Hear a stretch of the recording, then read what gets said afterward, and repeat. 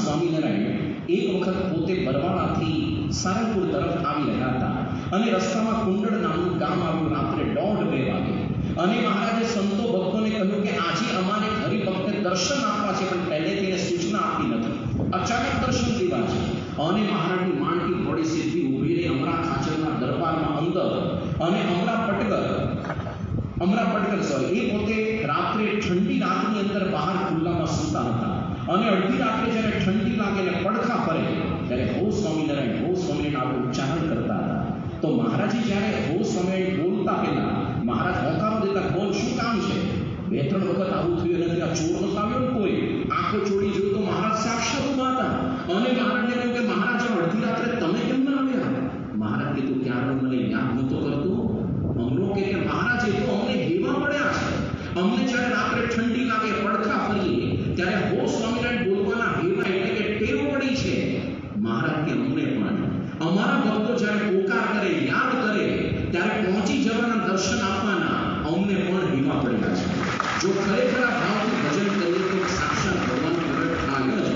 ભગવાન સ્વામિનારાયણે સંતોને ઉમરેઠની અંદર નંદરામ ઠાકરની રસોઈ જમાડી. અત્યંત રસ ખાટો હતો, પેલા લોભી હતા એટલે એને ખાંડ પણ ન આપી. હવે આવું ખાટું ઉનાળામાં ખાધું અને પછી સંતોને જે જબરદસ્ત અંતરમાં આપણામાં થઈ બધી પેટમાં, તો મહારાજ ગામની બહાર લઈ ગયા, વૃક્ષ નીચે ઉભા રાખ્યા અને મહારાજ કહે છે કે ઉભા કીર્તન બોલે ઊંઘ આવે નહીં. તો ગુણાતીતાનંદ સ્વામી અને એની સાથે જીવણીયા સંત અતુકાનંદ સ્વામી સતત નોનસ્ટોપ 2 કલાક કીર્તનો ગાયો. 2 કલાક વિધાઉટ એની મોબાઈલ કે પુસ્તક કે પીડી ગયા. ગુણાતીતાનંદ સ્વામીને 500 કીર્તન કંઠસ્થ હતા. આપણે કદાચ આરતી પછી અષ્ટક સરખા ગોખીએ તોય બરાબર છો, અથવા તો પૂજાની અંદર આવાહન મંત્ર વિસર્જન મંત્ર 90% આવડે તો નહીં હોય, પણ આ 500 કીર્તન ગુણાતીતાનંદ સ્વામીને કંઠસ્થ હતા. તો આ રીતે દ્વિતીય ભક્તિ કીર્તન ભક્તિની આપણે વાત કરી. હવે આવે છે તૃતીય ભક્તિ, એવી સ્મરણ ભક્તિ કે ભગવાનનો તીવ્ર વેગથી અંતરની અંદર સ્મરણ કરવું. ભગવાન સ્વામિનારાયણ એક વખત પોતે કુંડળ ગામથી બરવાળા જઈ રહ્યા હતા અને રસ્તાની અંદર એક તળાવ આવ્યું એટલે ત્યાં સંતો ભક્તોની સાથે મહારાજ પોતે સ્નાન કર્યું. મહારાજ તો તરત સ્નાન કરીને ઉતાવળે પોતે સ્વચ્છ વસ્ત્રો ધારણ કરીને આવીને બેઠા, સભા ચાલુ કરી. પણ કાઠી દરબારો દૂર ઊંડા પાણીમાં ધીંગા મસ્તી કરવા માંડ્યા અને બહુ મોડે સુધી નાહ્યા અને નાહીને પછી એ લોકો પાછા આવ્યા, સ્વચ્છ કપડાં પહેરીને મહારાજનો ચરણ સ્પર્શ કરવા ગયા. ત્યારે મહારાજે ચરણ ખેંચી લીધા અને મહારાજે કહ્યું કે તમે બધાએ લોહીથી સ્નાન કર્યું. પેલા કે શું ટાઢા પરના ગપ્પા મારો છો? અરે તમે ભેગા જતા ના ક્યાંથી લોહી હતું, પાણી હતું? આ મહારાજે એ વખતે સુંદર વાત કરી કે ભગવાનની સ્મૃતિ વગર કંઈ પણ નાહવું એ લોહીથી નાયા બરાબર છે અને ભગવાનની સ્મૃતિ વગર કંઈ પણ પીવું એ દારૂ પીધા બરાબર છે અને ભગવાનની સ્મૃતિ વગર કંઈ પણ ખાવું એ માંસ ખાધા બરાબર છે. એટલે આપણે ટેવ પાડવી જ પડે. રાત્રે સૂઈએ અને આ સવારે ઉઠીએ ત્યારથી સૂઈએ ત્યાં સુધી હંમેશા દરેક ક્રિયામાં બોલો રે સ્વામિનારાયણ બોલો. સવારે ઉઠીને સૌથી પહેલું શું કરો? મોબાઈલ ઉતરવાનું નહીં. એ જ આપણે ઇષ્ટદેવ જો એક નોટિફિકેશન ચેક કરવાનું નહીં. સૌથી પહેલા પલંગમાં બેસીને 5-10 વખત સ્વામિનારાયણ બોલો, પછી બીજું બધું કરો.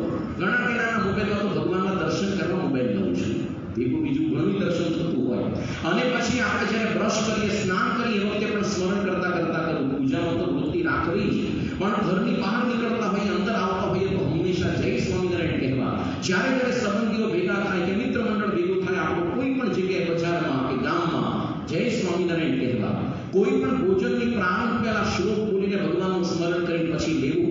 કંઈ પણ પીતા પહેલા પણ ગાણાના નિયમો છે જય સ્વામિનારાયણ બોલીને કરવું અને રાત્રે સૂતા પહેલા તો કરવું જ. અને જ્યારે કોઈનો પણ મોબાઈલ ફોન આવે ને આપણે રિસીવ કરીએ તો હાય હેલો બોલવાની કોઈ જરૂર નથી, પણ જય સ્વામિનારાયણ બોલવાનું વાંધો શું છે? તમે જો હેલો શબ્દનું પ્રચલન કેવી રીતના થયું?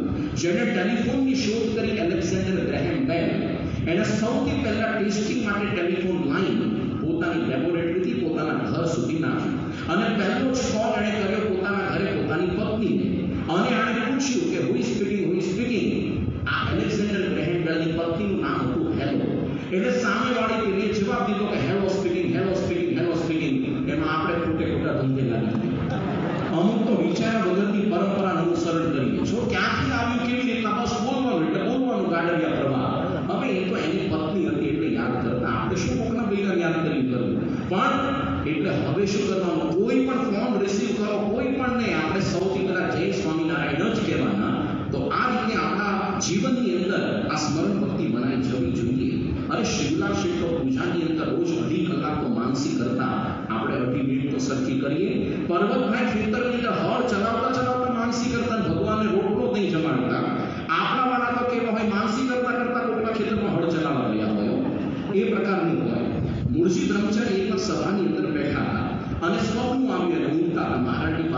બાજુ બેસી સ્વપ્નમાં એવું દેખાયું કે આજુબાજુ આગ લાગી મહારાજ કદાચ પોતે સળગવા માંડ્યા તો ચાલુ સભામાં મહારાજનો ઢોલિયો ઉઠાવીને ભાગ્યા બીજા બધા કે ભાન પડતી નથી ચાલુ સભા છે અને ઢોલિયો ઉઠાવી ત્યારે પોતે જાગૃત થયા ભાવ સમાધિમાંથી ઓહો મને તો સ્વપ્ન આવ્યું કે મહારાજ સળગવા માંડ્યા મહારાજે કીધું કે એને કેટલું અખંડ અમારું ભજન થયા કરે છે ભગવાન સ્વામિનારાયણે પોતે વચનામૃતની અંદર લખ્યું છે પ્રથમના પહેલા તમે જો આ શ્રાવણ માસ જેવો શરૂ થાય કેટલા કઠણ સાધન પરોક્ષવાળા કરતા હોય છે ને ગબડ યાત્રા દંડવડ યાત્રા કાવડ યાત્રા ચાલુ થાય અમરનાથ યાત્રા સહેલી છે કે અરે ઘણા લોકો કઠિન વ્રત ઉપવાસ કરતા હોય તીર્થ યાત્રા કેટલું બધું પણ સૌથી કઠણ સાધન અધ્યાત્મ માર્ગનું કયું છે મહારાજે લખ્યું પ્રથમના પહેલા વચનામૃતમાં ભગવાનના સ્વરૂપમાં અખંડ વૃત્તિ રાખવી તેથી કોઈ કઠણ સાધન નથી અને તેથી કોઈ મોટી પ્રાપ્તિ પણ નથી આપણને બીજું કઠણ લાગે છે કદાચ ગબડ યાત્રા દંડવડ યાત્રા તપ્ત ઉચ્ચ ચાંદ્રાયણાદી કેટલું કઠણ છે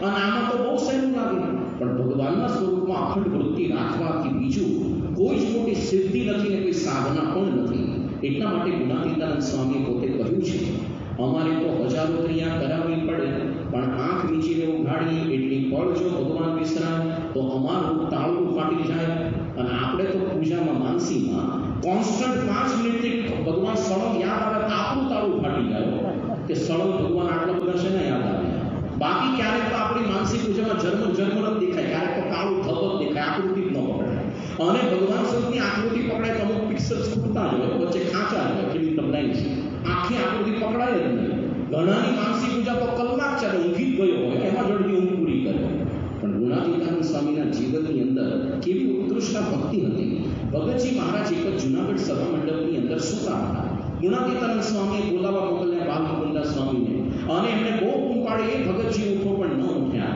ગુણાતીતાનંદ સ્વામી કે હવે ફરી જા અને હવે એવું બોલો શું બોલો ભગતજી ઉઠો અને આવું સેજ બોલ્યા ભગતજી મહારાજ જાગ્રત થઈને આવી ગયા ત્યારે સ્વામીએ વાત કરી કે ભગતજી તો ભગતજી મટી ગયો છે એ તો સાક્ષાત ગુણાતીત રૂપ થઈ ગયો છે હવે રોજના ક્રમ મુજબ એક વખત સાંજે સંતો 4-5 વાગે માનસી કરતા હતા અને અવાવું ભંગો હતો કોઈ રહેતું નહોતું એની અંદર ઉતરેલા હતા અને એ વખતે એવું હતું કે બાજુમાંથી એક મુખ્ય રસ્તો પસાર થતો બંગલાની બાજુમાંથી હવે સંતો માનસીની અંદર કરતા શું તો ઘણા સંતો ભગવાનને કેસર કસ્તુરી ચંદનની અર્ચા કરતા ઘણા બધા દ્રાક્ષ દાડમ કેરી આ બધા ફળ ધરાવતા ઘણા સંતો ઉત્તમ પ્રકારના અત્તરની ચંદનની અર્ચા કરતા અને ઘણા બધા સંતો ગુલાબ મોગરો ડોલર આ